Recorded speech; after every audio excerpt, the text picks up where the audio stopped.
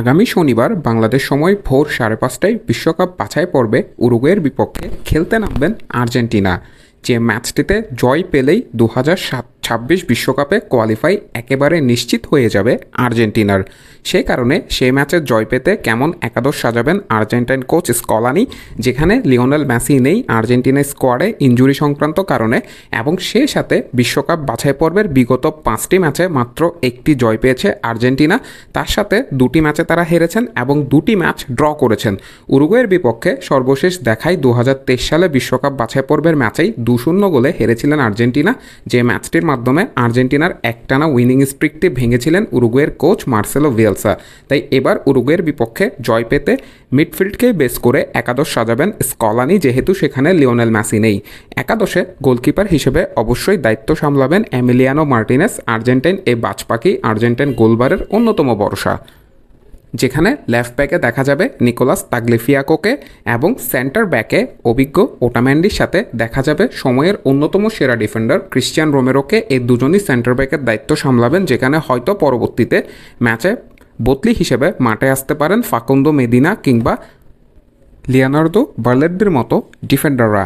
এবং রাইট ব্যাকের দায়িত্ব সামলাবেন অ্যাটলেটিকো মাদ্রিদের রাইট ব্যাক নেহুয়েল মলিনা, যেহেতু সেখানে গঞ্জালো মন্টিয়েল আর্জেন্টাইন স্কোয়াডে নেই ইনজুরির কারণে।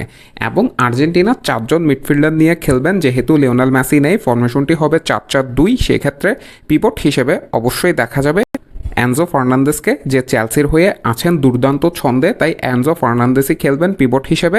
এবং ডান সাইড ঘেঁষে খেলবেন অ্যাটলেটিকো মাদ্রিদের রদ্রিগো ডিপল। আর্জেন্টিনায়ও ভয়ঙ্কর পারফর্ম করেন ডিপল, সেই সাথে তিনি আছেন দুর্দান্ত ছন্দে, তাই জাতীয় দলে তাকে পালন করতে হবে গুরুদায়িত্ব, যেহেতু লিওনেল মেসি নেই।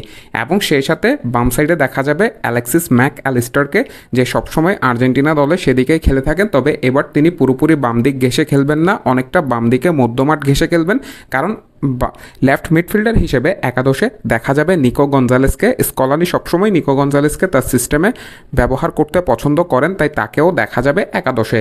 এবং 2 স্ট্রাইকার হিসেবে লাউতারো মার্টিনেজের সাথে থাকবেন হুলিয়ান আলভারেজ। এই ডুয়োকে নিতে হবে গুরুত্বপূর্ণ দায়িত্ব উরুগুয়েকে হারানোর, যেহেতু সেখানে লিওনেল মেসি নেই।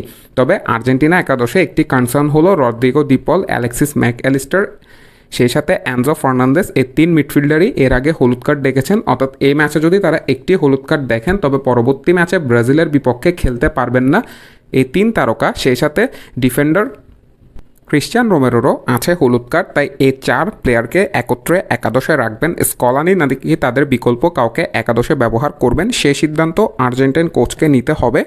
তবে মিডফিল্ডে যদি এদেরকে পরিবর্তন করে সেই ক্ষেত্রে তরুণ এক্সেকিওল পালাসিওস কিংবা গুইলিয়ানো সিমিওনের সুযোগ আসতে পারে মিডফিল্ডে, সেই ক্ষেত্রে তিয়াগো আলমাদাও থাকতে পারেন একাদশে। আপনাদের মন্তব্য মতামত কমেন্ট বক্সে জানতে চাই। মাহের আহমেদ মাহি, এমএস থিংবার্স।